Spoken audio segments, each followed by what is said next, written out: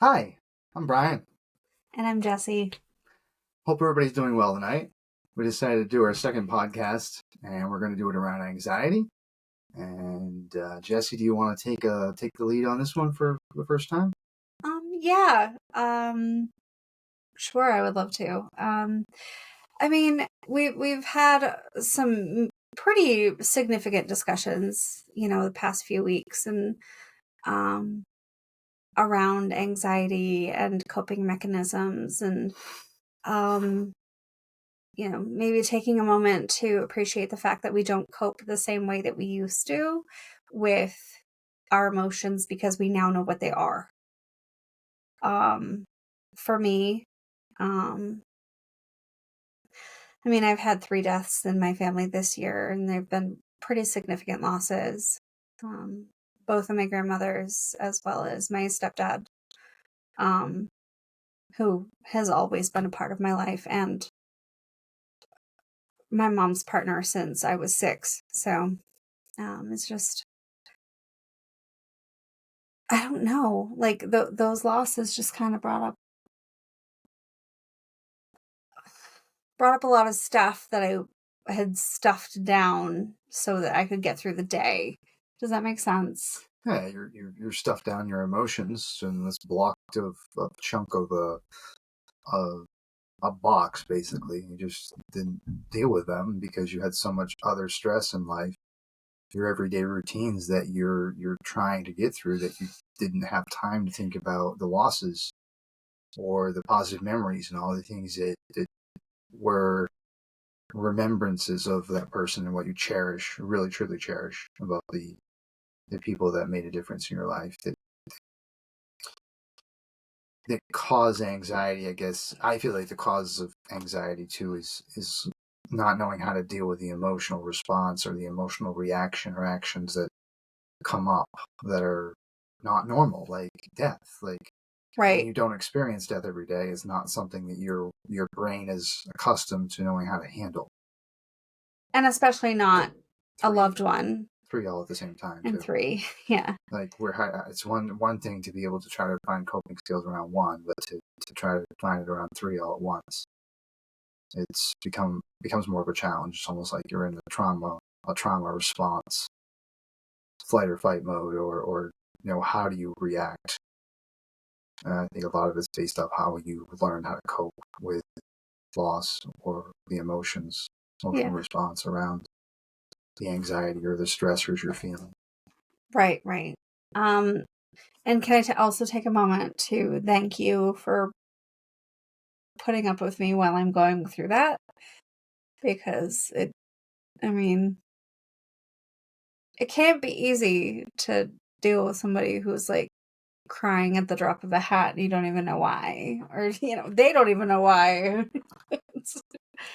I think because I've lived a lot of it myself and saw a lot of the life that I experienced, that I have a good grasp on that type of loss all at one time. Not that I know exactly how you were feeling, but obviously just in general having that knowledge of death and how I would have experienced something like that, and at different times in my life. I guess now it's like looking back on the deaths that happened in my life.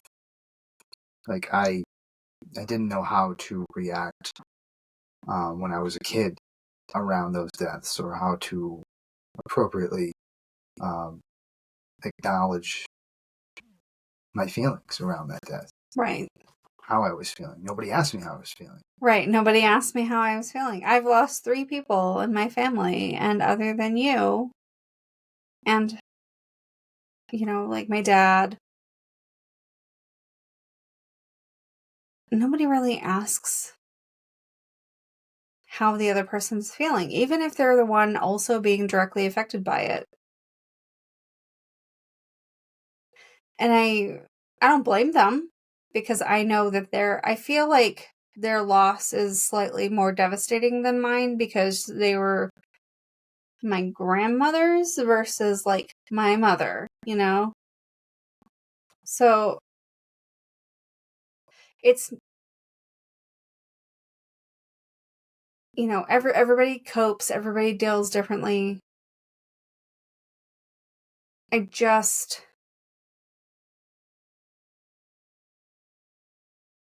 don't know. I can't say I wish that they would ask me how I am, because that means that I wish that I would want them to be different. And maybe I do want them to be different. Maybe I do want them to pull their heads out of their asses and give a shit about how other people are being affected by the same thing they're going through. At the same time, I can't say that I blame them. They're devastated, and rightly so. They're so hyper-focused on their own feelings, they don't even think about it in somebody else. Yeah. They're overwhelmed. They're overwhelmed. I think a lot of people are overwhelmed. Right. So they don't even know how they're feeling, let alone the thought of thinking about how someone else is feeling about that incident. Right. Like, I know from my mom, like growing up, my mom had to experience the life that she experienced, but she had events and things that she shared with me. But then it was like little lessons of, well, she experienced this life, this things in life. So she experienced these emotions and these feelings, and she housed all these feelings about these incidences that happened in her life. So for me, not to want to make her feel these emotions or emotions around those incidences, I never shared the things that happened to me, because I harbored all these emotions that I felt like were going to affect her even more. To protect my mother, I didn't tell her the things that transpired in my life. So I held on to my own emotions and hers without actually ever sharing the things and the way I was feeling. A lot, I think, was basically because I didn't know how to articulate how I was feeling.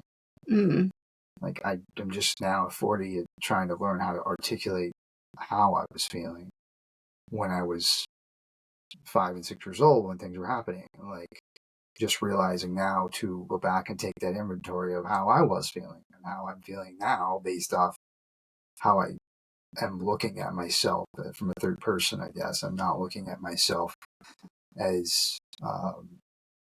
just a victim or just a, I don't know, self. I'm looking at myself logically, with a perspective, with emotions, with other people's thinking thoughts. Like, how would I approach this if this was my son or my daughter or a parent?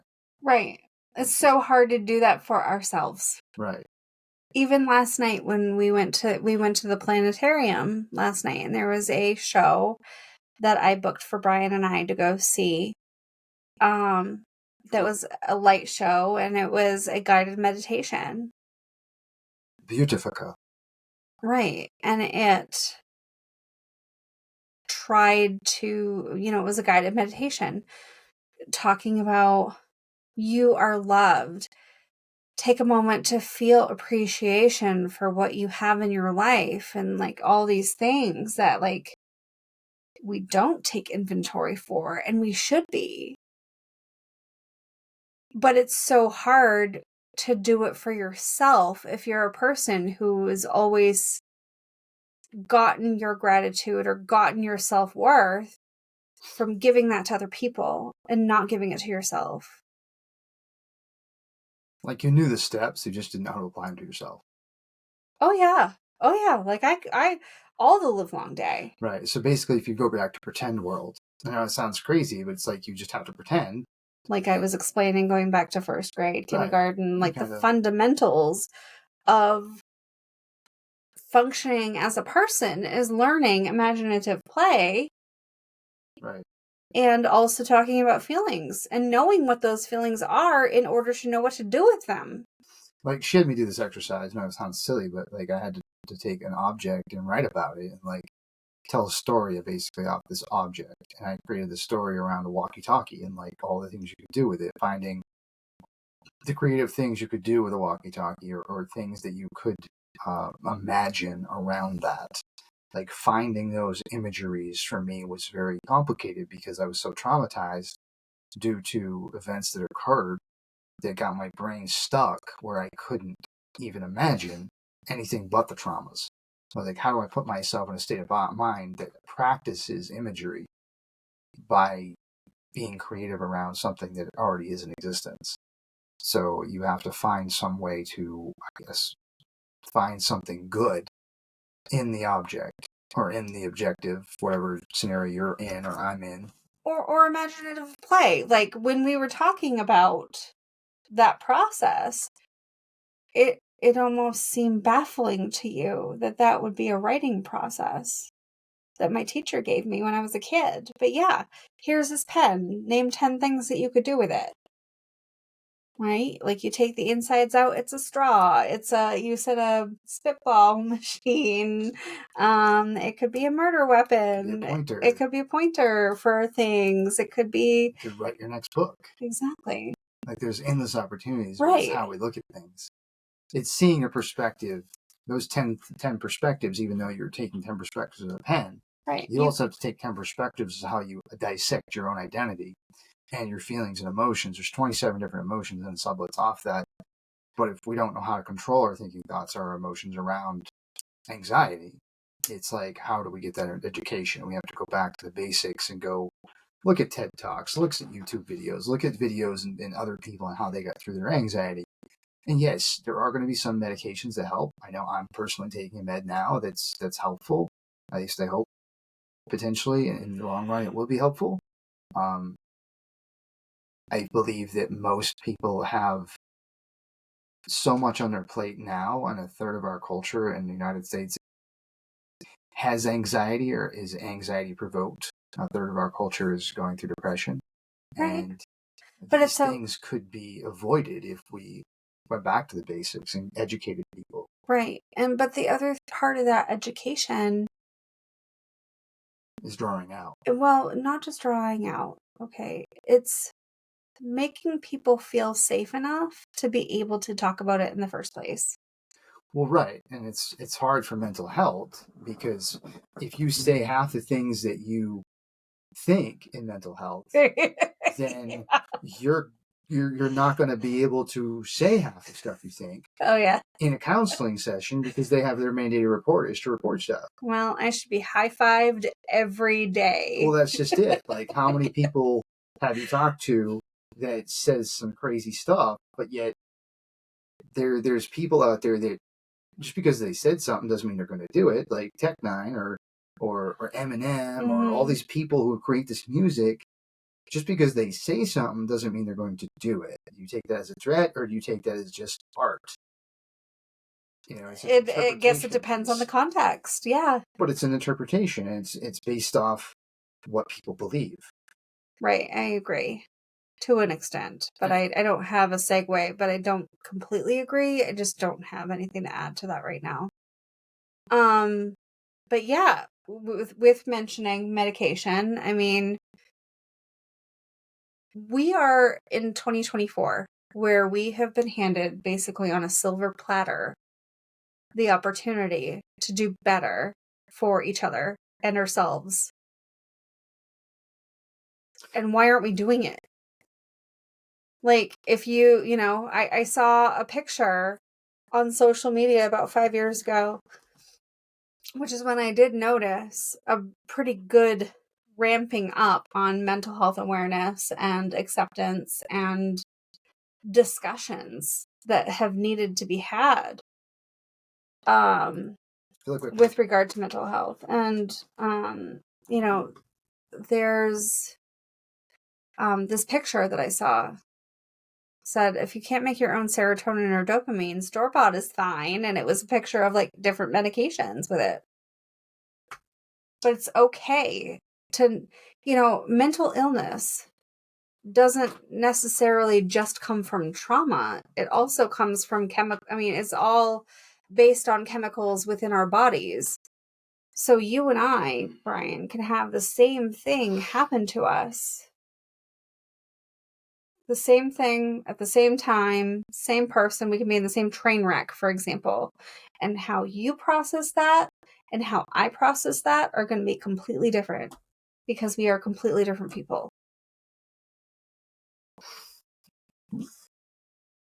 Like, audio processing for me is a little more difficult.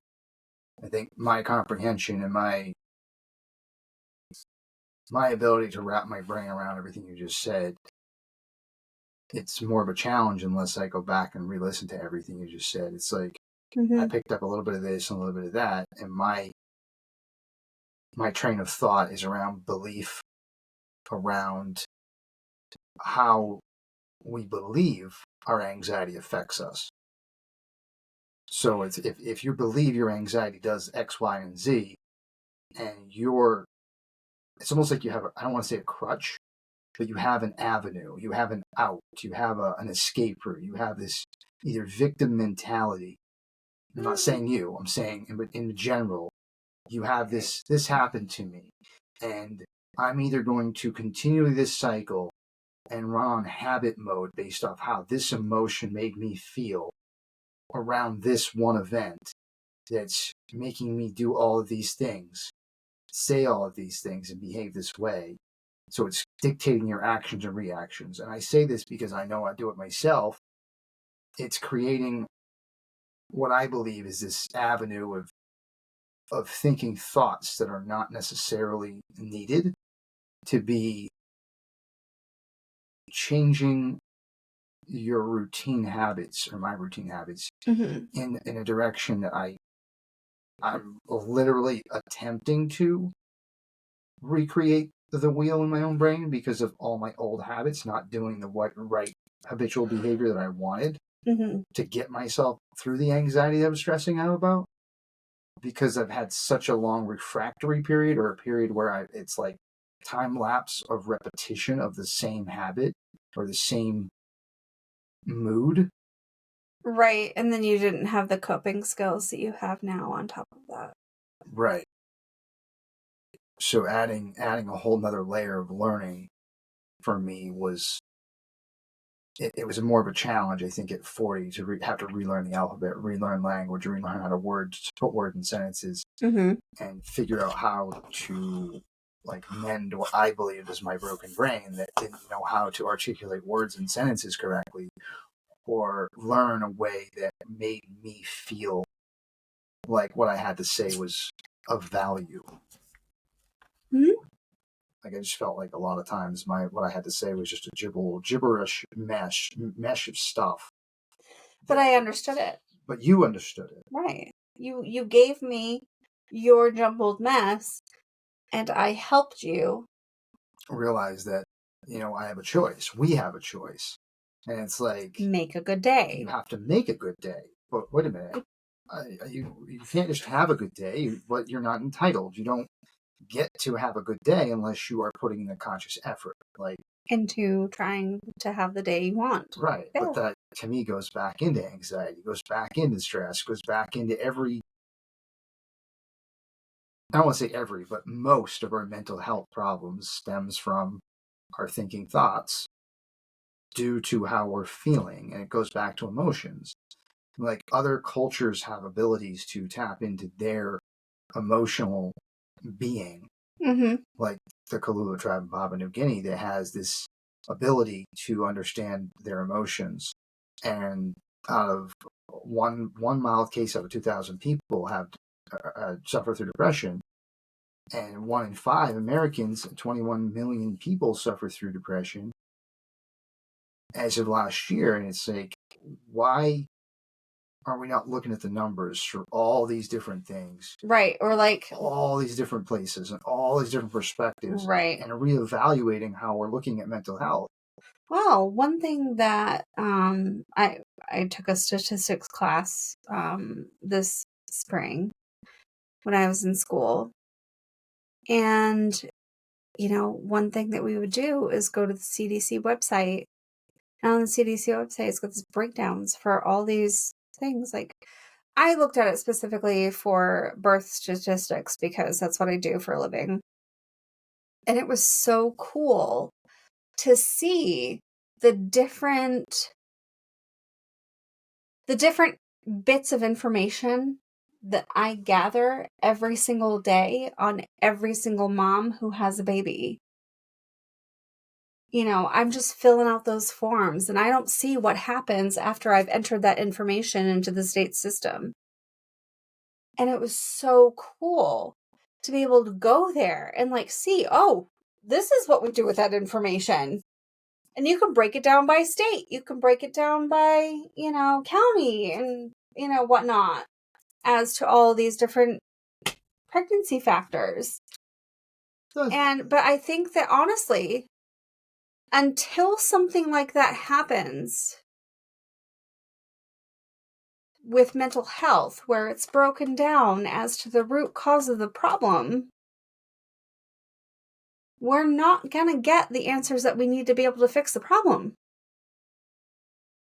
I mean, the problem already started when they cut the funding and shut down the mental health facilities that caused a lot of the residents of those facilities that were there long term to be homeless citizens because they didn't have the skills they needed to be able to live a normal life, and they didn't have resources available to them whatsoever to help them. In the 80s and 90s, that's all the government was doing, was shutting down facilities in the name of saving money. But who did it save? Nobody. It made the mental health crisis even worse than it ever was. Because those resources are gone now and everybody's scrambling trying to make them better. But since the pandemic, my therapist's office has had a backlog of a waiting list of like thousands of people that they never had before, because this pandemic has unlocked all of these mental illnesses for a lot of people that they didn't have before. And if they did, made it worse. Well, do you think, I think, and I don't know how you take on this, but for the pandemic, okay, people are used to having their life a certain way, right? So they have this life, they're running on autopilot, they're running on these habits for 20 or 30 or 100 years, all the way through, and then bang, pandemic. And you have to stop doing what you're doing, and you have to stay home. Right. So and you don't know the people you're living with. You're in a culture shock. Yeah. You're instantly in panic mode. You're anxiety driven.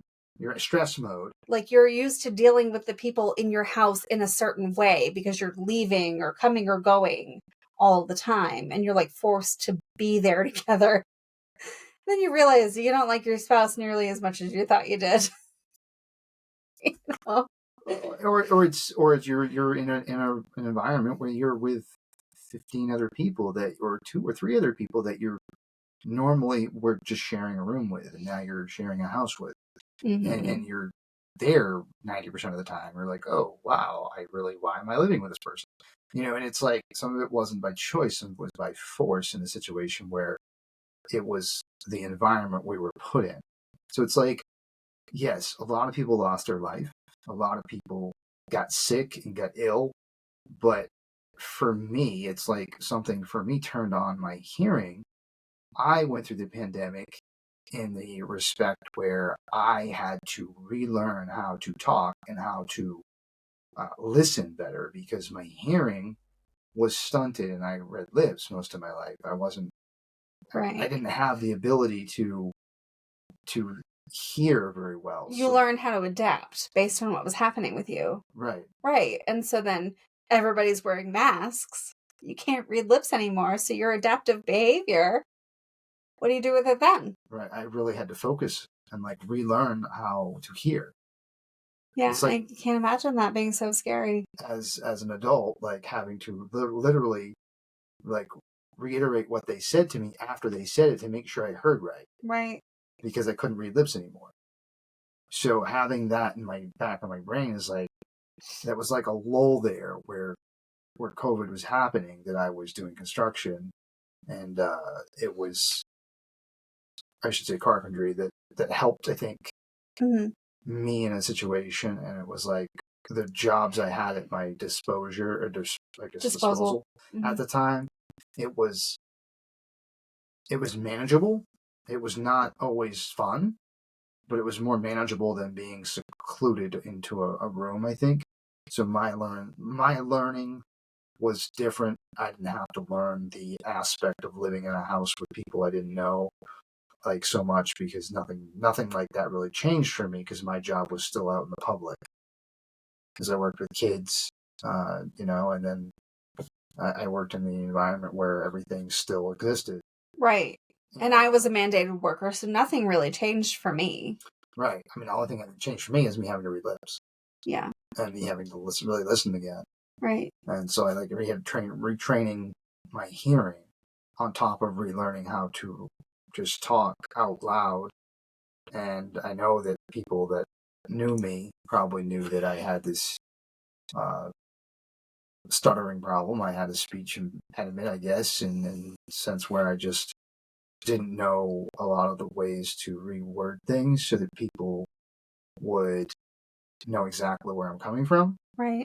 Like, I knew the basics to survive, but I didn't know the basics to thrive. I didn't know the basic principles to life, how to cope with my emotions, to get through the anxiety, to understand how it felt like to drink from a fire hose until I had it all like happen all at once. It's Yeah.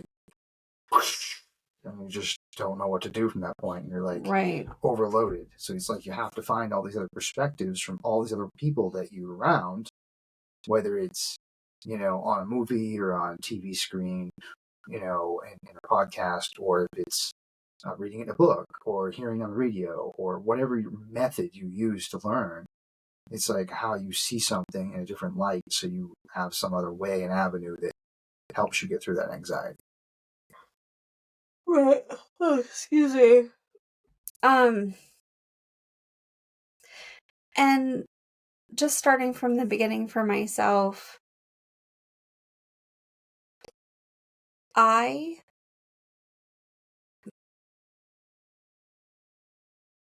grew up having a lot of value put on me for what I was doing for other people.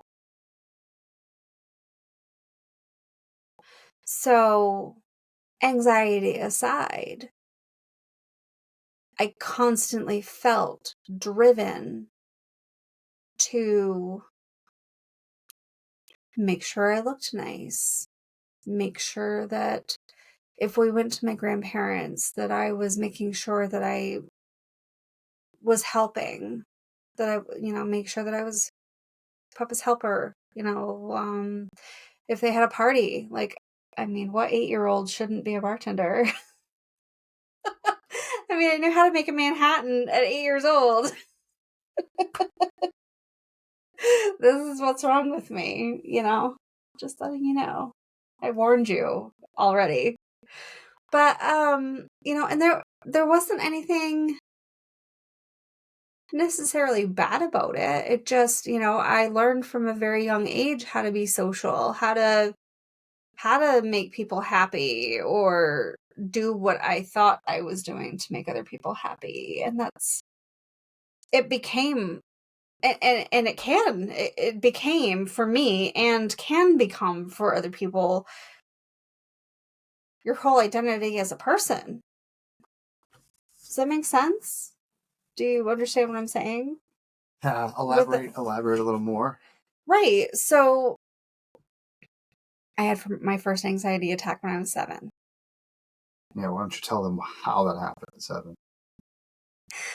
Yes. I almost wish that I had that book, that it's actually in my closet. I saved all my stories and books that I made when I was a kid. Okay, so, first day of school, first grade, and we're getting a tour of our classroom and everything. And the teacher goes over to the area where our work folders are kept, and she was trying to show us, hey, this is where you put your work in your folder when you're done with it. Well, my last name is McGuire, and it's spelled M, lowercase c, capital G, and then lowercase UIRE. This woman. And I have a lot of love for her, so I don't want to be like, this bitch, but it felt that way for a long time. She spelled my last name MACQUIRE.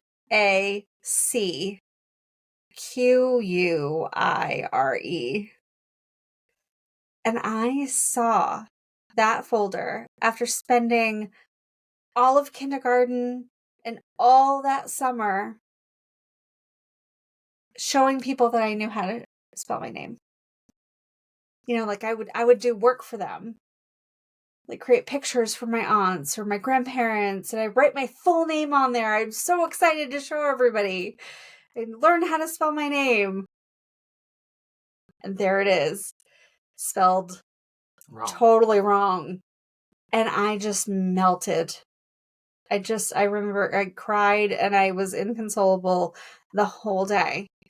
And like sporadically, like for months, the only way my dad could figure out how to calm me down and convince me that I knew how to spell my name was to show me his driver's license with my last name on there. Saying, see, you know how to spell it. This is it. This is here it is. What my parents don't know is that I would have to sneak into his wallet in the middle of the night sometimes, trying to sleep and see it to calm myself down. It's having that visual aid for you, and like, yeah, I had to have the concrete evidence. I couldn't just take my parents' word for it anymore, because I was raised like that teachers, police officers, firefighters, you know, all those public servants are paramount, you know, like all adults. I'm a kid. I know nothing. I'm not important. Adults know everything. They're the bosses. And so here's this teacher that I was so excited to know, and she spelled my name wrong, and it was just devastating to me. And I'm 43 years old, and I still feel, I remember how I felt in that moment. But then I also, other than talking to my dad about how much anxiety I was experiencing regarding it, I never talked to my mom about that.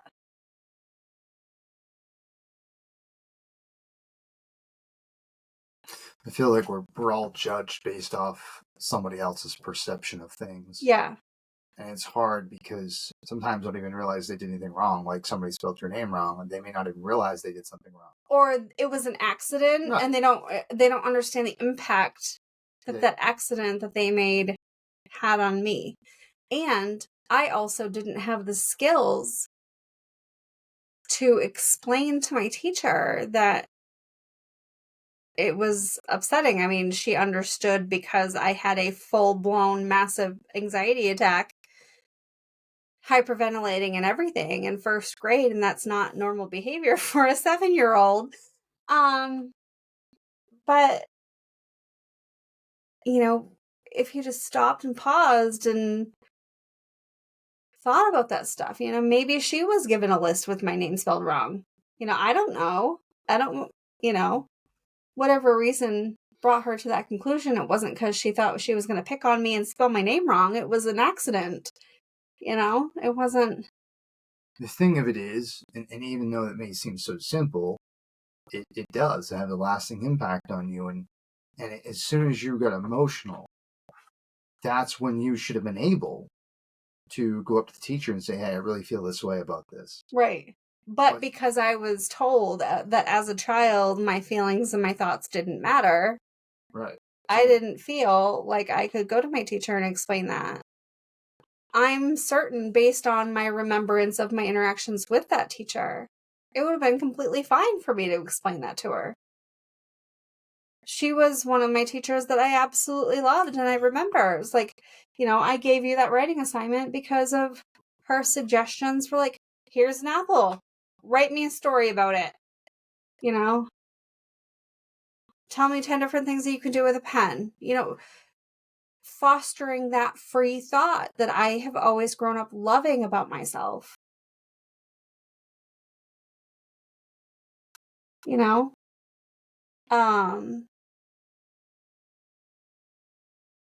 We need better tools to raise kids that don't need to spend their entire adulthoods healing from what happened when they were children.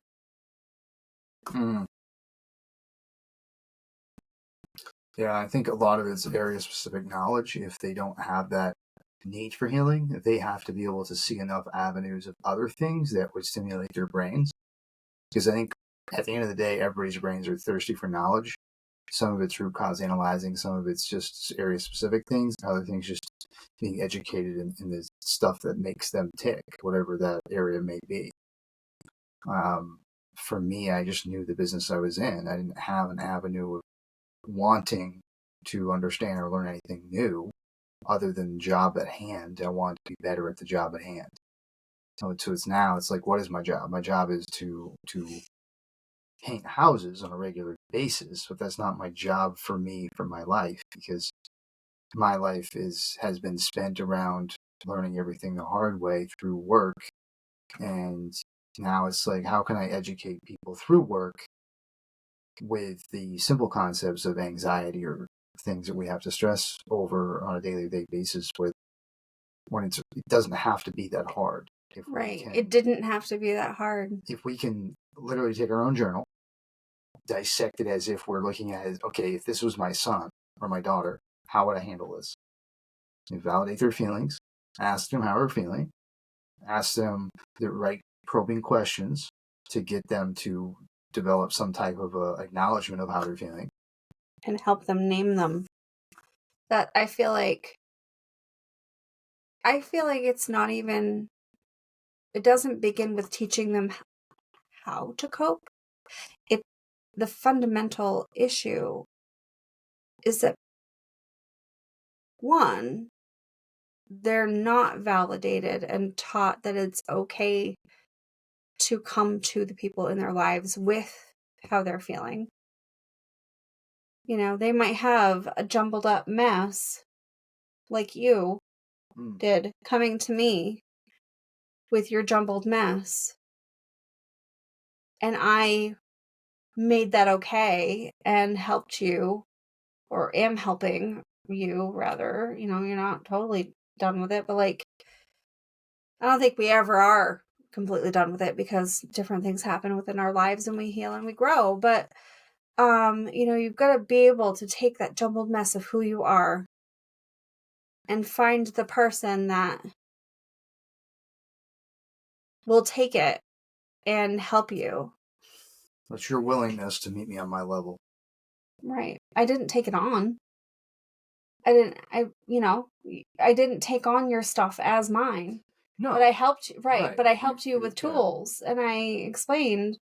You were able to look at it from a logical standpoint, not the emotional standpoint that I was looking at it. Right, because I was removed from it. Correct. But that's what we have to do in order to dissect our own identities, right. Our self-inventory. Right, but you didn't know how to name what you were going through or feeling. And that's what people need to be able to do, is they need to learn. If they can't understand how they're feeling and what they're experiencing themselves, they need to be able to bring that to somebody who can. Right. Like, you're feeling this way. Root cause why? How? Right. Where? Okay, so you're crying right now. Okay, so what happened that brought those tears on? Right. Well, I was thinking about my grandmother when she passed away and how on her deathbed she was holding everybody's hand and making sure that they were going to be okay without her.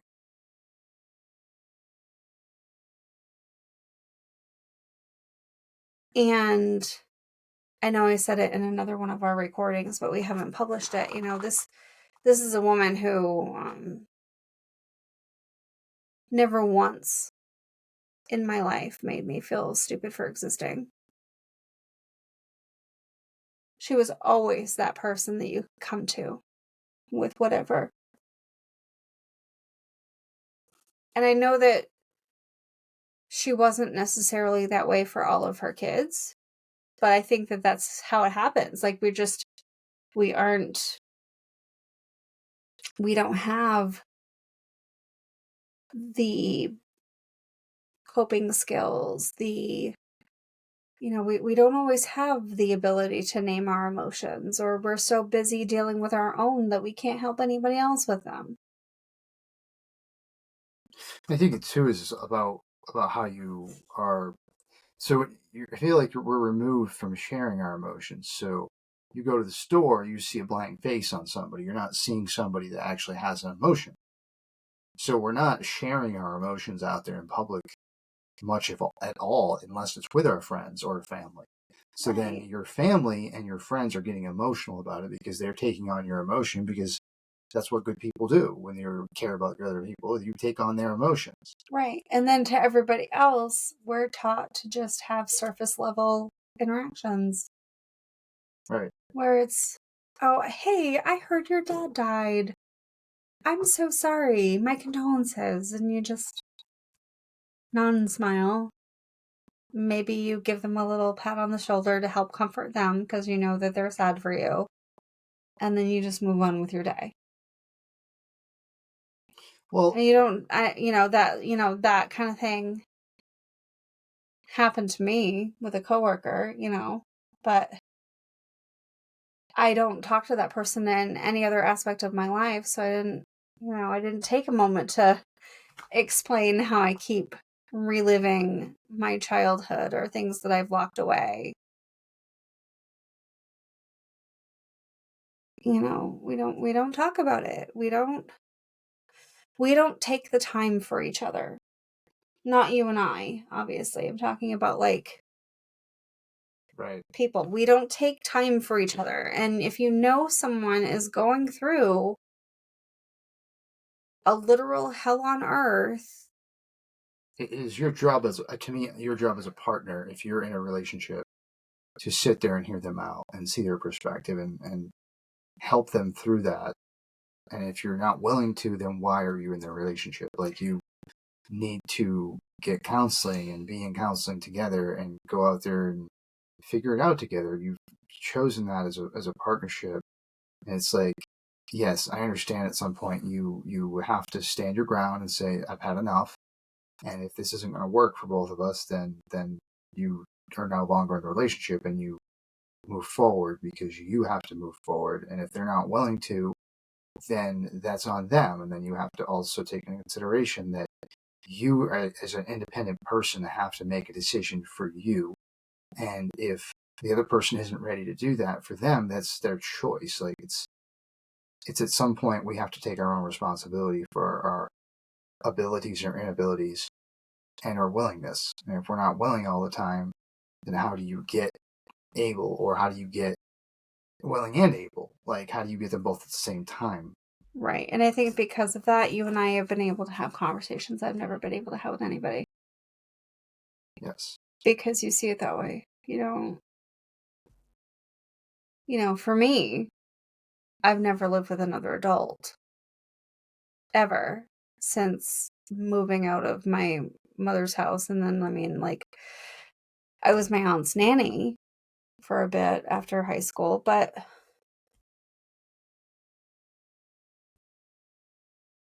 nobody let me cry. Yeah, I know Does that make sense? Like, nobody just let me cry. I have spent the past 23 years of my life that I've been a single mom, like in this, what feels like a constant state of chaos and panic free falling because I need help I was programmed to never ask for until I met you.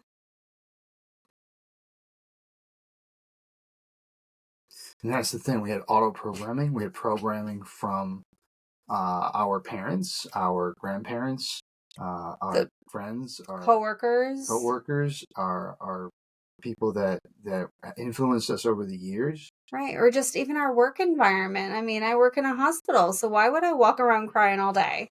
Well, no, what I'm saying is we're not programmed to help each other. We're not programmed to even think or see other people's emotions. We're not accustomed to sharing those things. So those habits, the good habits of being able to just say, "Hey, how are you feeling today? Like, what can I do to help you feel better today? What would make you feel good about your job, or Right. what is your biggest strength, or how could your day get better if I put a smile on your face? Like, I'm holding the door open for somebody. That means Or just caring enough to do it. Right. Or like, if I'm your coworker, for example, and I notice you're having a crappy day, I don't necessarily need you to talk to me about it, but I'm going to give you a candy bar.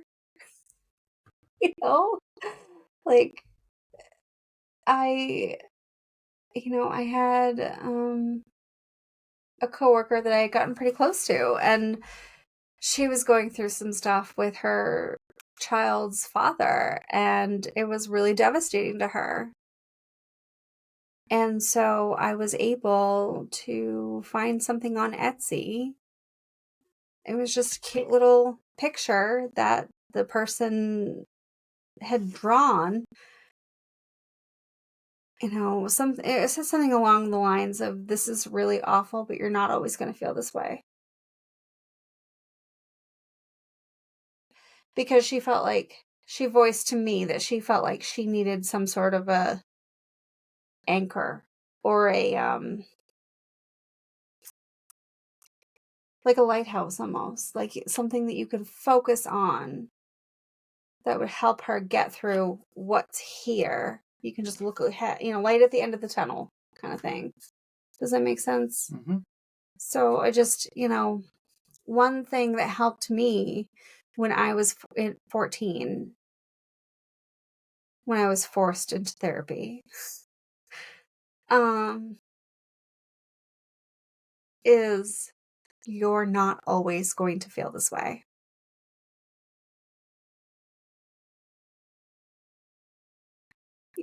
Like that's one of my tools that I've held on to for the majority of my life.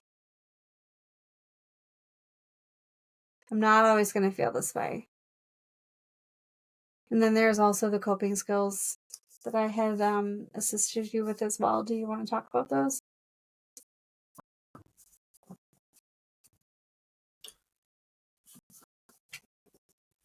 I guess I need you to throw me a lifeline here, because I feel like I'm drowning and I'm not sure where you want me to go with this.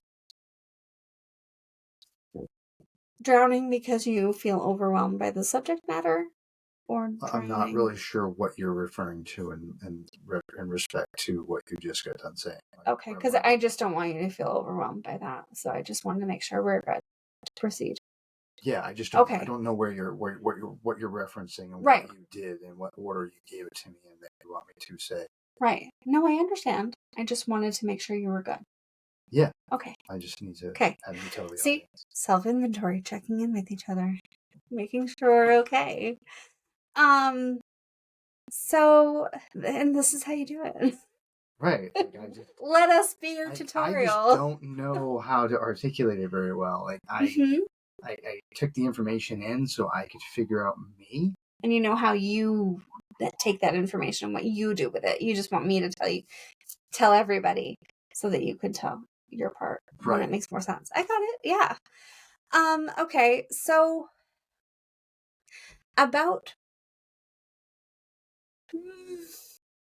10 years ago, I started having this dream. And it's a recurring dream, but I'm in this hall of doors. And it's like, it's a hall of doors, but it's a hall of doors inside of my own brain. And every door kind of looks the same, but like, they might be small, they might be big. It feels like it changes depending on the day and how much of one thing my attention requires or my energy requires. Like the self-care door is always like covered in moss because, as you can see, I was just baking before we started recording, so I don't look as well as I would want to usually, but I also don't care because it's Sunday and I was baking. I was having a very good time. Each door has a label as to what it is, and in my hand I've got these keys that are all the same. But they're like the big old-fashioned keys. You know what ones I'm talking about? Like the big old fashioned, Skeleton? yeah, like the big Skeleton old keys? fashioned skeleton keys, yeah. So they're all the same on this huge keychain. Every door looks different, but you know, and then I've got to figure out which key to use with what door, and they all look the same. That's so stupid, but it's a metaphor for life, apparently. Thank you, brain. And so, like, I just find myself in my dream trying to run from one door to another, trying to be enough for everything. Right?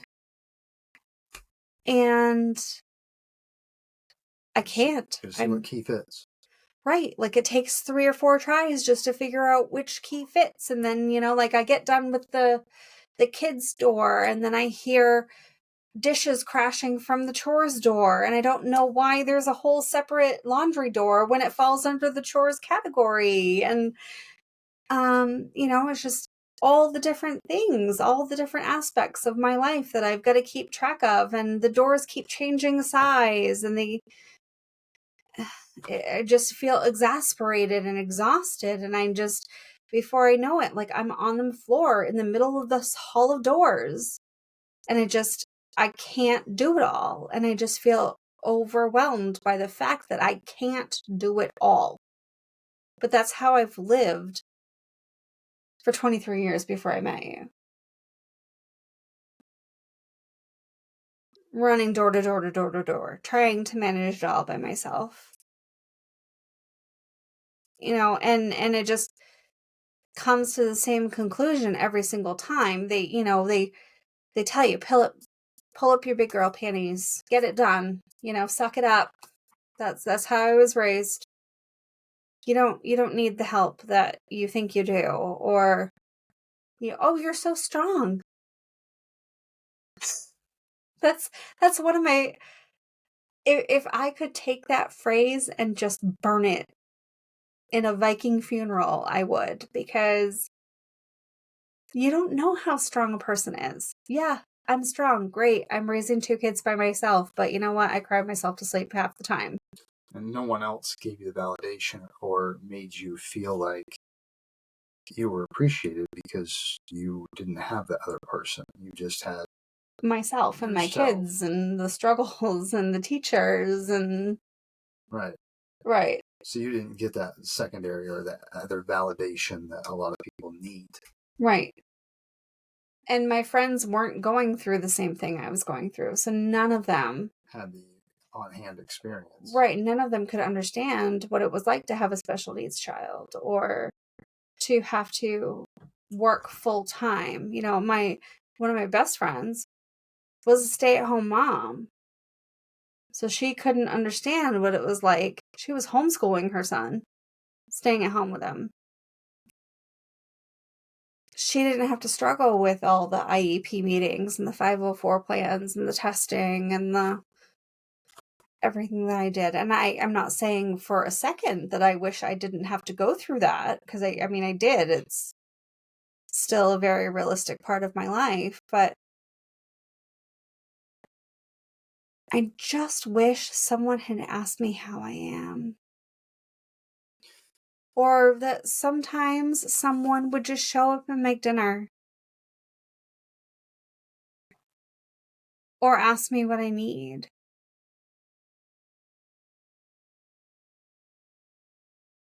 And honestly, don't ask people don't ask somebody going through hell what it is that they need, because they don't even know. Just show up and make dinner.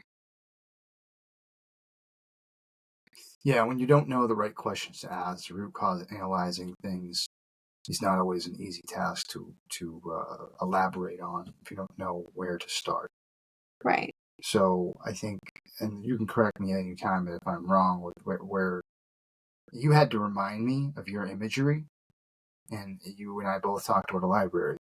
And for me, I took myself back to, this kind of goes back to 2022 for me. I don't know what stemmed the idea, but it was like a controlled environment. It was me stimulating a thought in my own brain where I could imagine myself in a safe place because the outside world was scary, I imagined myself being safe in a library. So we both loved to read. We loved books. That's right. how we escaped. Well, I didn't escape that way. Yeah, I did. I didn't.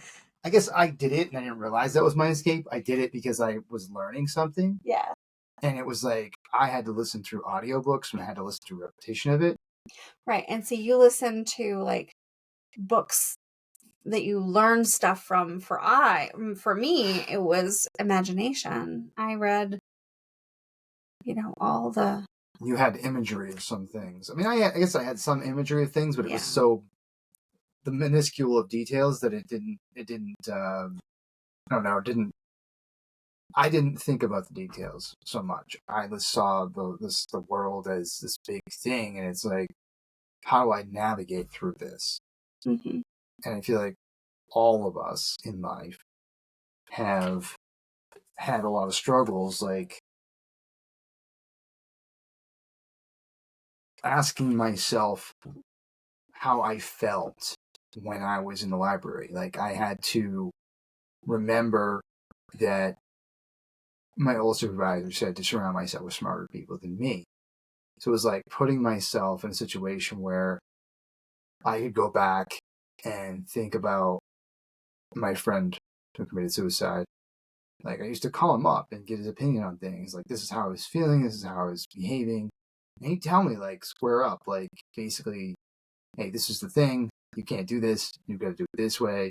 And it's like he was my conscience. Like, it was like I couldn't think for myself. Like, my brain was physically unable to process information and be able to think, like, outside of the box of thinking that I already knew. It was like my brain was so traumatized that it was frozen. I couldn't learn anything new.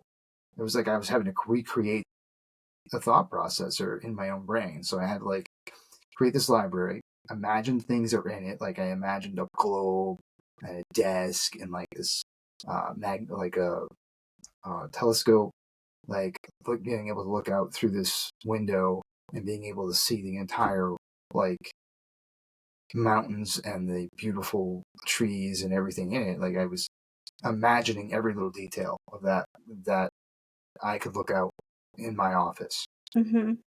And then I would imagine myself sitting there with Robert and just listening to everything he would tell me and see his perspective on things. And then I would, like, wow, Robert would think this, and why would he think this? And I'd try to evaluate the things he thought about, the way he saw things. But he saw it without an emotion because he was dead. Like, he was just, it was like a figment of my imagination, but it was like I could sit there in a room in my brain with this other person, and he could tell me all the logical things of what was happening or what I didn't see with my emotional brain. Right. Literally. Like, I like being the string on your balloon, but he was there first. Right. He was there, and it was like he was always literally there. Right. And then when he wasn't, I didn't know where the hell to turn to. So it was like I went through 5 years of, like, this bouncing around like a yo-yo, like, what do I do? What do I do? What do I do? What do I do? I try to ask my mom, and it's like, I don't know. It's like I got the same answer for 5 years. So it's like I didn't know how to function without my secondary brain of calling a friend, phoning a friend. Right. So I had to figure out how to rationalize things in my head. And I put people like Tesla and Edison in that room and give them the same things. Like, hey, what would you do in this scenario? And, like, just got the logical answer. And, like, took out the emotion. It was like, oh, well, yeah, if I just took out the emotion, like, now I can look at things like as Tesla and Edison would. Like, they're looking at solving problems, but they took out their emotion out of it. They still had their burning desire to want to help other people, to serve other people. Mm-hmm. But they didn't have this negative emotional reaction. They had a positive or an emotional reaction. Right. With the firm belief they'd come out with the answer. Right. So they solved the problems. Right. So I was able to do that, kind of basically the same concept of how they created their creations or their inventions. It's like every single human out there that has a coping skill that works for one avenue is literally like part of their creation of how they can adapt to something and then create a good life for themselves. Right. But it goes back for me, for like you telling me that I have to have that choice. I have to take that conscious choice. But I didn't realize I had a choice. It was simple, like, you have a choice. I'm like, To make a good day. oh, I didn't realize I had a choice. Like, nobody told me I had that choice. I didn't know I could do that. Like, I wasn't allowed to think on my own. Like, you were done saying earlier, like, you weren't allowed to think on your own. It wasn't allowed. It was against policy. Policy. Well, it was. You can't go to. Imagine telling your 4-year-old, "I'm sorry, this is against policy." But that's basically what you do when you go to work. You can't think for yourself. Forget that. No. You have to do it our way, or you can't be here. It's a one best way. That's it. That's gold. That's, you have to do it this way, or you're gonna have to go without. Like, that's. But I remember working as a manager, and it's like I had no business skills as far as being in their business. I had my business skills, but I also had logic. At least I thought. I remember them having these optics around customer service, and they're like, "What are we doing? That's so this is like debilitating us. Like, we're not, our communication skills suck. We're being measured off these optics." And they're like, "What can we do to get better?" Well, one of the people raised their hand. They said, "Yeah, we've had a real big issue with the phones and customer service not working." And I'm like, "Okay, so you have one in the jewelry counter that no one ever uses. Why wouldn't you take it from the jewelry counter and put it in the customer service?" Right. Like, if the phone is broken, you take it from one area where it isn't being used at all, right, to one that gets the most calls in the whole store. So, not that I'm trying to toot my own horn here, but you have people that have been in the business, 17 people that have been in the business, collectively probably 250 years together. And I walk in the room, been there 2 days. And take care of the problem immediately. Right. So, like, that's why a fresh mind without the emotions or the overwhelming experiences of all this other stuff. Or haven't had to deal with, excuse me. But that's what I'm saying. Is like, Right. People are overwhelmed in some situations, but because they're overwhelmed about these 2,000 things over here, they're unable to look at these things over here logically.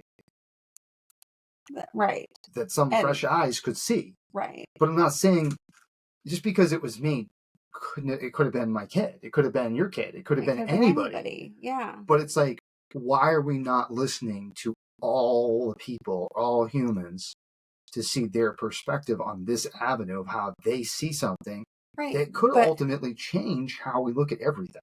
Right, but it goes back down to not knowing you have a choice to do that. If nobody's listening to you, why would you listen to anybody else? You and I do that because nobody listening to us felt bad to us. You know, it didn't feel good to be treated the way that you and I were being treated. But to other people, maybe they haven't learned to process their emotions. They don't know how they're feeling. They don't know that what they're feeling is is negatively impacting them. To build off of what you said a little bit ago, and not because you said anything wrong, okay? But just like I challenged you to see things not as good or bad, but as they are. Like, things aren't necessarily good or bad. Sometimes they just are. Same thing with emotions. For me, for a really long time, being happy felt like a terrible emotion. Like, I would have a good day with my kids after you get through like the turmoil of just life, of just getting the kids dressed in the day and making sure they're fed and sleep appropriately and whatnot, but there would be times where our normal routine was broken up and it was a great day. And I got to like not feel like a monster for 5 seconds who was like dictating everything because I was the only adult ever. Getting to experience that joy and having that pause of not feeling the weight of the entire world on me, I would cry in my bed. I was so happy to have been able to have that time. And it was so rare that I didn't know how to process it. I would lay in my bed just repeatedly saying, thank you, thank you, thank you, thank you, thank you. And I would just cry.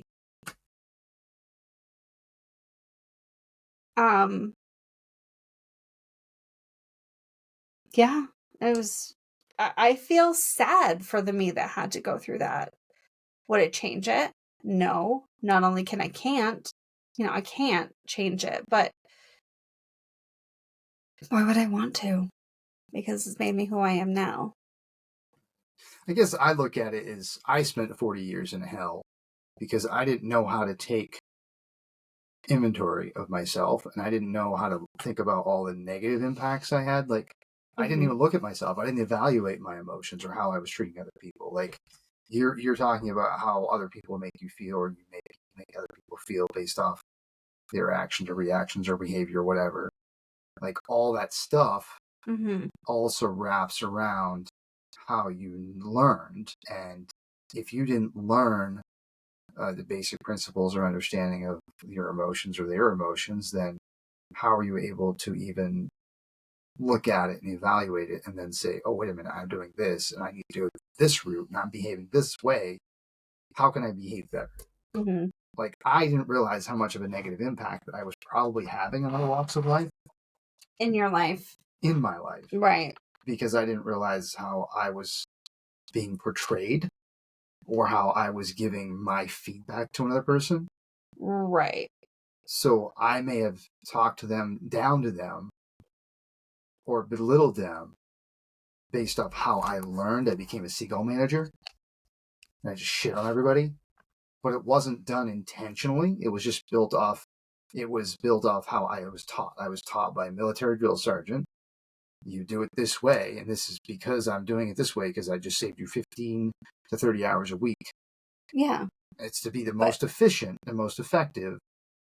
It's not to make you feel good. Right. Or like, and then you get mad because people don't want to be, like, they don't want to be effective or but efficient. It's right.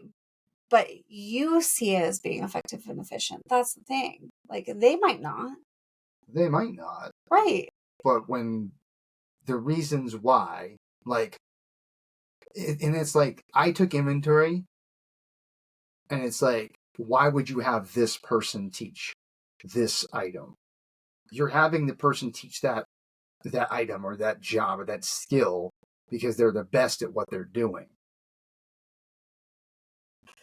Based off their boss's suggestions of how they pick up the pieces of how works for that person in this incident, this scenario. Right.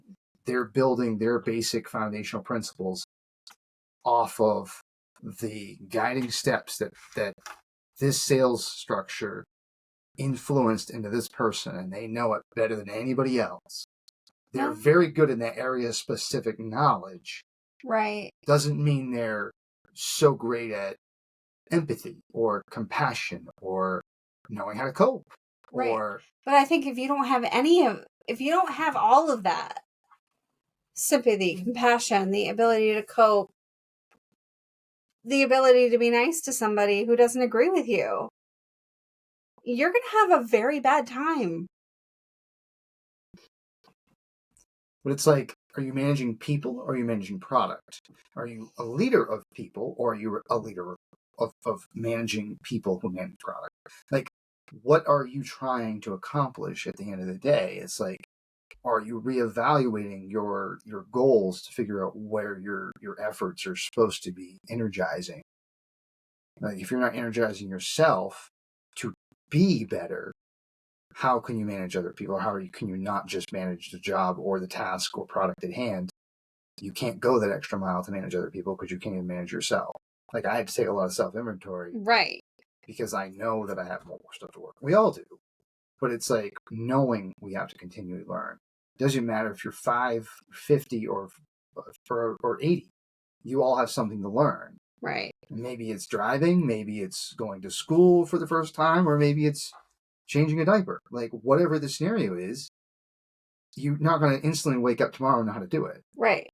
You have to be taught, but you have to be taught the way, the guiding principles of, you do it this way. This is why you put this on, or you're going to get peed on.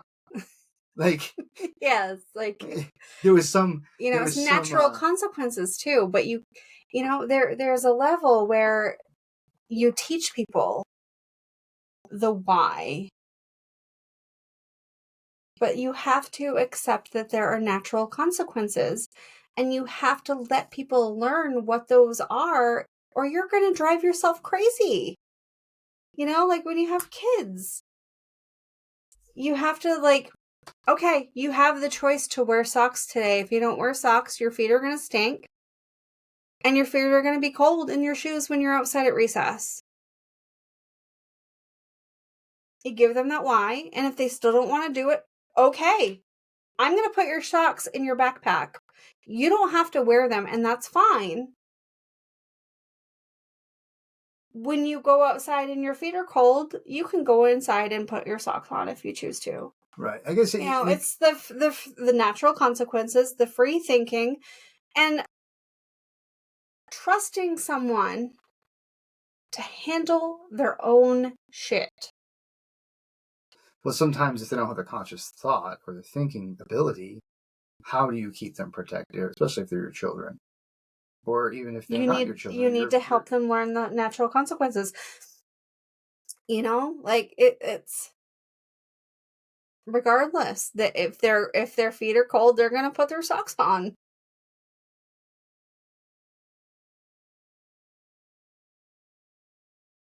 Well, or you could show them, hey, I got socks on my feet. My feet aren't cold. Does that make sense to you? Do you want to go put yours on? So there's way my favorite teacher, and rest in peace, because he passed away almost right after I graduated.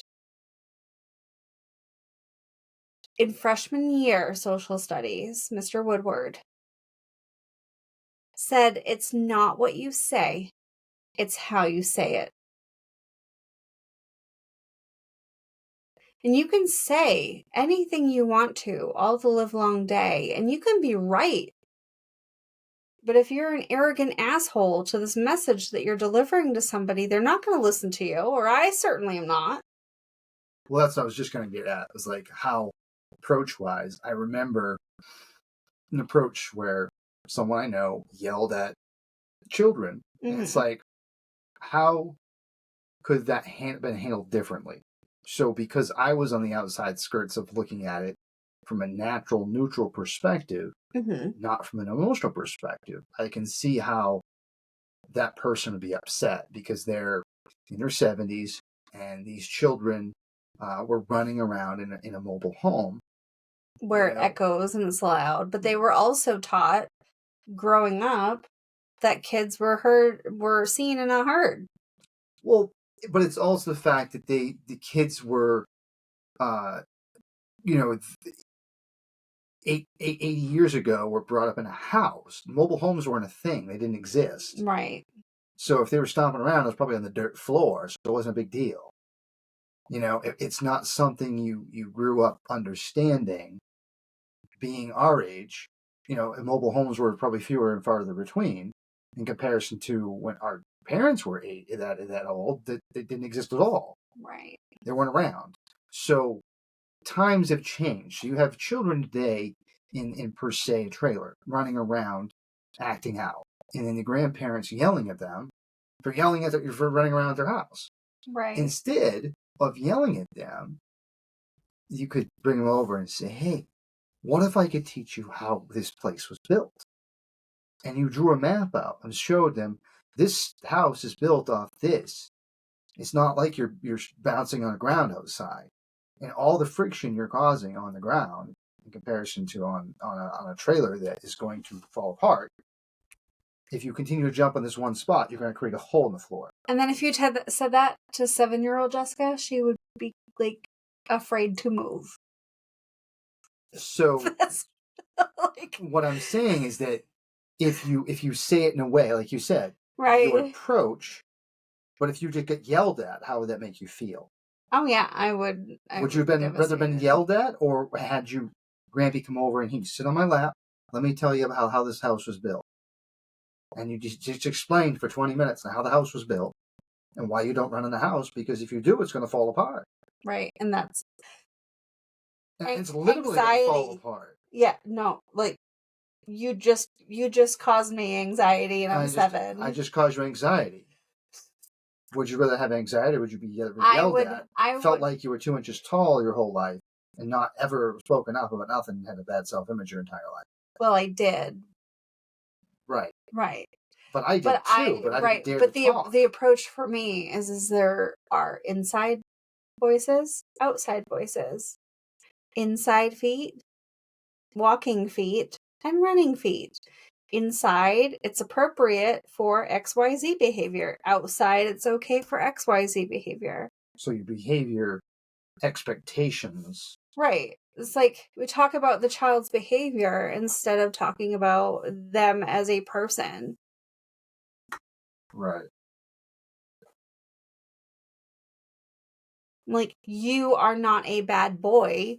What you did was bad because you threw a ball in the house and it broke my grandmother's vase.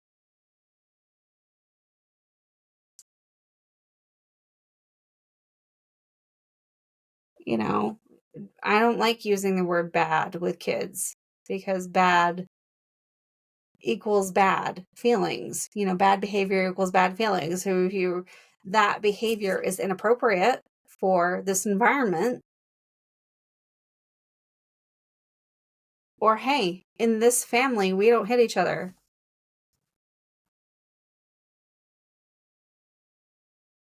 It sets the rule. Just like in school or like in preschool when I was learning behavior charts and rule lists and things, trying to get my kids on board with having a routine for the day, or teaching them skills for how to take care of themselves. It was always, if you have a kid you feel doesn't listen to you, you put the rules up on the wall, and then you just point to the rule and say, I'm sorry, the rules are that we don't run in the house. It takes that pressure off of you because you're not the bad guy telling them that. It's there and it's a rule. Right. Or saying, in this family, we don't hurt each other. It isn't making you the bad guy. It's setting that boundary that's healthy, that in this family, we don't do XYZ. That's something. Sorry, you were going to say, but I want to share what I have to say. So I got that explanation from an article I was listening to on the radio. I want to say I used to have a 40-minute commute to work every day, so I had time. But it was talking about police officers in like the Bronx, and they had kids who lived in the projects. One of their friends would, be dealing drugs and have guns and all this bad stuff in their lives. And so they talked with like their neighbors who were like grade A students, and did community service and were great kids living right next to these drug dealers. And they were like, why are you so different? Well, it's because in this family we don't do that. Every single one of those kids in that family that lived next door said the same thing. In this family, we don't do that. It's because their grandmother raised them and their grandmother told them. In this family, we don't do drugs. In this family, we don't hurt other people. You know, it made them feel like they weren't alone. And it took that negative behavior. It wasn't even part of the equation. In this family, we don't do that. Right. So some of it was learned behavior. Right. Right. Which makes sense. I mean, most of us in our past, I think, a lot of it was learned behavior. It's like, it's a habit. How do you break that habit if people are so hyper focused on putting salt and pepper on eggs that they can't break that habit? Sorry. But it's like one of those things that it's just one of those little things that it's like it's so simple, but yet because it's a habit, right. Even though you just got told not to, there's a rule: don't put salt and pepper on the eggs. I know, and then I'm like, you season your food while you're cooking it. You don't add it after. Right. So it's hard to break habit. Right. Even though it's so simple. It's not going to be something you're going to be able to do instantly. It's a practice. Right. It's a constant reminder and self-inventory of X, Y, and Z. And it's like, how do we help infuse each other when we are all still learning at our own pace? Right. And still like... And it doesn't matter if you're 50 or 80 or 5. You're all learning at your own pace. Right. But we all have to take that perspective into consideration when we're in a life together. Right. And we have to remember to tell the person not to put salt and pepper on the eggs. You told me. Sometimes we do have to remind people. But I didn't remember. Because ADHD. Right.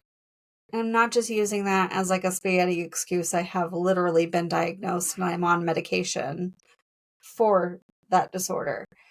Yeah, but like, I don't know. I do agree with you on that point. So we have expectations. To me, we have expectations in America. In our America today, we have expectations of how we are acting and behaving, right?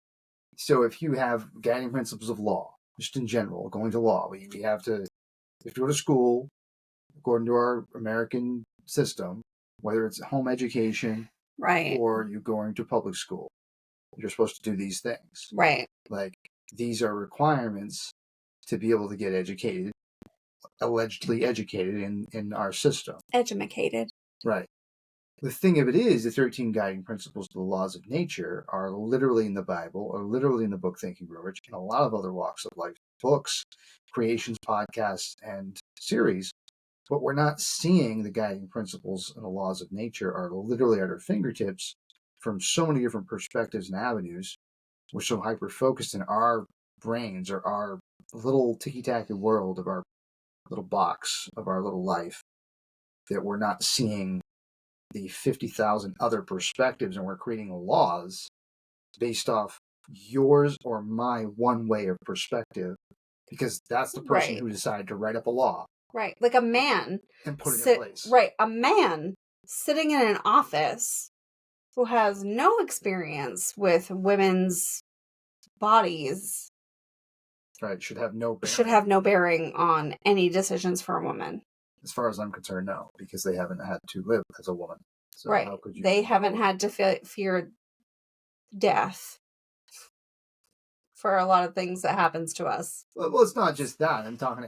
I think about it as the Roe versus Wade. Like, the women should have their own rights. Right. To their bodies. Right. And we're not saying whether we're pro-life or pro-choice or anything like that, but autonomy is paramount. And you can't preach that if you're not seeing it from all perspectives. And some of it I think we're all still blinded because we're all still learning in some aspects of it. you may see something I don't, and I may see something you don't, and vice versa, where our children and our people that are outside looking in saying, oh, well, we see this, we see that. Right. Like quite recently, my counselor wanted me to try to practice meditation. And it's like we went to that guided meditation going to, this and I was amazing show. Yeah. Which I thought was a really great experience. And it was like, having the ability to go and watch something and see something in 3D. Yeah. And just seeing it as if you were like engulfed. And you're so relaxed and you hear someone tell you while you're seeing this amazing light show. Feel that you are loved. And, like your brain is just focused on nothing but what's happening in front of you. And you do. Right. You do actually feel like you were loved. And like before I went into that room, I didn't. It's like during the atmosphere, the environment, it's like you get this emotional connection with something that makes you want to watch more, makes you want to see it, experience it for yourself, to see how that me taking it in gave me the feeling I got to feel good. And like same for you, it was just a different feeling. And how thrilled was I? Because you were blown away. You loved going. It was mesmerizing for you. Yeah. And for me, like for a solid 15 years probably, we all have those things. We have all those things that we want to do. That like we're dying to do. We want to do that. The planetarium is like 15 minutes from my house now. And I have a blog and I made a post called My Real Christmas List. And I had listed in it a bunch of stuff that I truly wanted for, just things I've coveted doing, or dates that I've always wanted to go on, or, not even necessarily dates. Maybe someone in my life who just gives a shit about me enough to do these things, and I can do them myself, but it's not the point. I don't want to do them myself. I want to do them with another person who cares about me enough to do them. The planetarium was on there, so I crossed that off my list. It's still going to be on there forever, just so we're clear, okay? You're not off the hook. But it was just the meditation itself, coupled with like the fact that I got to do something that I truly love. Because I still, just thinking, I remember being a little kid in the Jewett school. I can't remember what grade I was in. I want to say 2nd or 3rd grade. And they had brought in a mobile planetarium. Where it was like you go down this tunnel and then you're in the room and the stars are all around you. And it was so cool. And that's one of my core memories as a child. So please take a hint, educators. Give kids these experiences because they're so important. They helped build who I am and helped me learn how to slow down and look up, Just get really excited about stuff. I don't know, as far as like slowing down, looking up, like I couldn't do that as a child. I don't know what happened to me, but I don't know if it was my 8 concussions or traumas I experienced, but it was like it took me slowing down. It took me 40 years of life.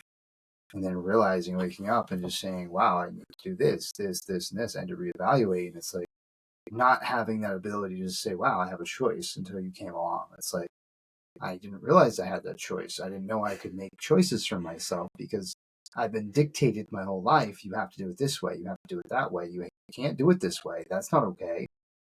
Like, it was a one way.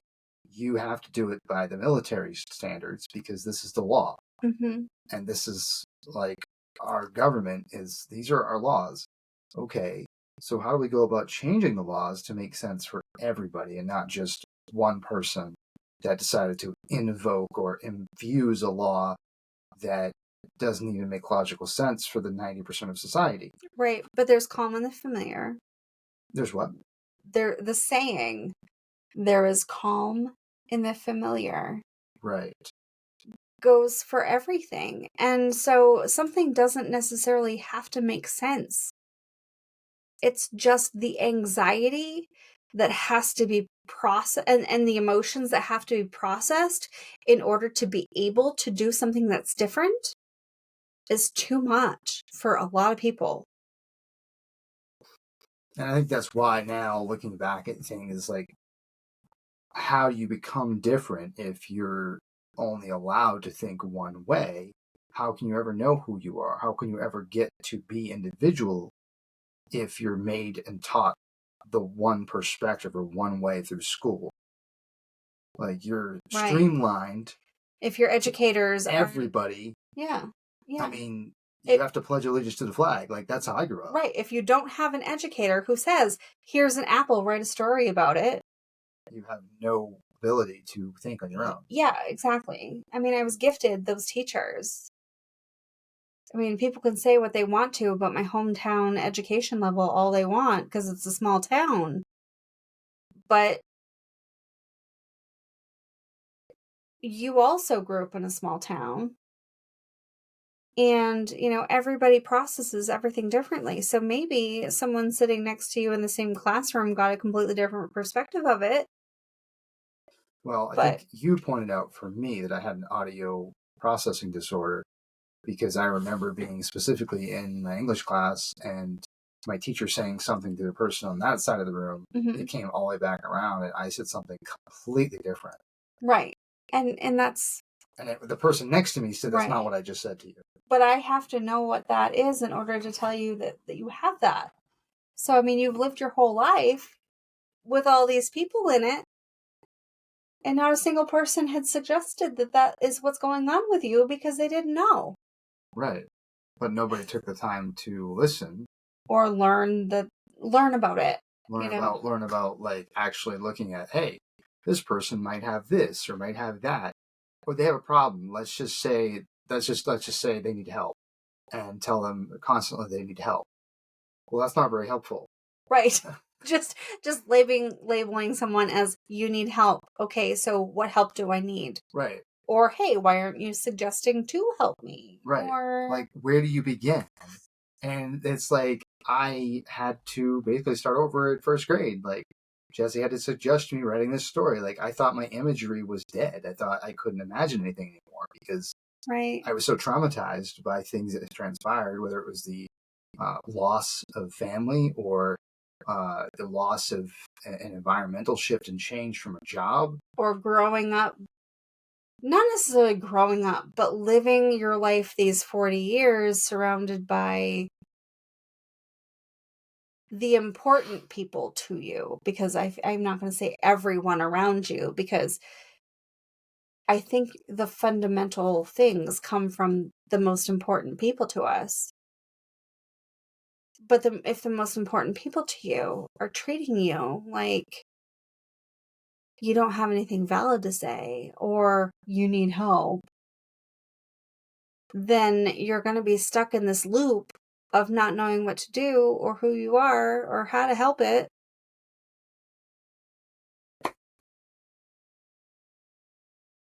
For me, talking about that walkie-talkie, I mean, reading it was a fantastic sales pitch on how to play with a walkie-talkie. You'd sell millions if you were writing a sales pitch for one. For me, in my head, like, I have a whole completely different scenario. Mine wasn't a sales pitch. I didn't write it down, but in my head I had this thought of a walkie-talkie, two friends walking around with their walkie-talkies, and they're in the woods, and one falls down a hole and they still have their walkie-talkie and the other person can't find them. And then they get close enough to each other for those walkie-talkies to like make that sound when you're close to another one, and how they panicked and one ran off to get help, and The others still had their walkie-talkie. And it was a race against time because the batteries were running out. It was just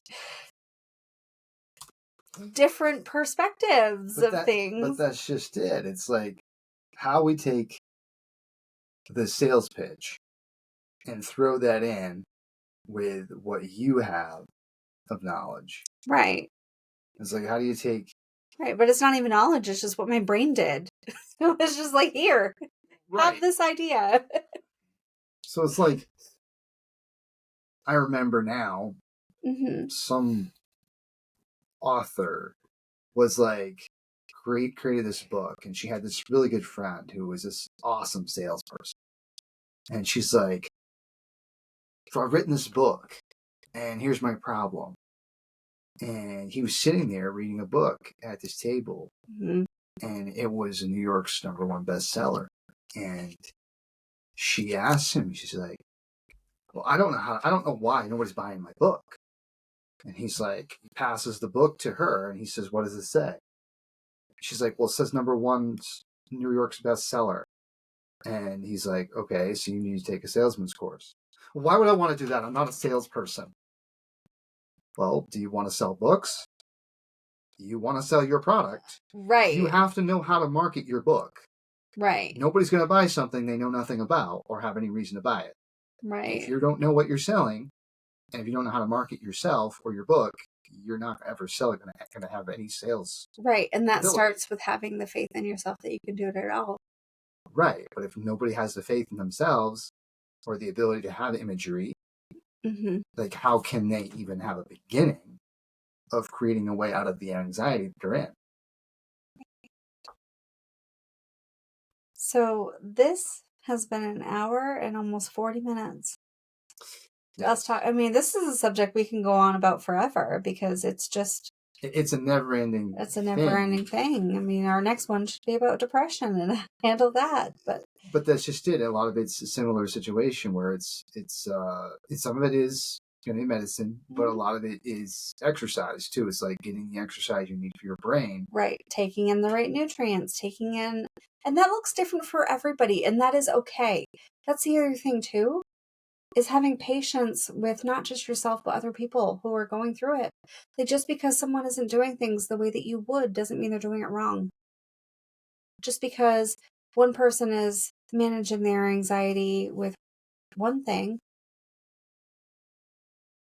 and, just because, say, for example, just because one person has left work for the day and had gotten some really rotten news and decided to go get, like,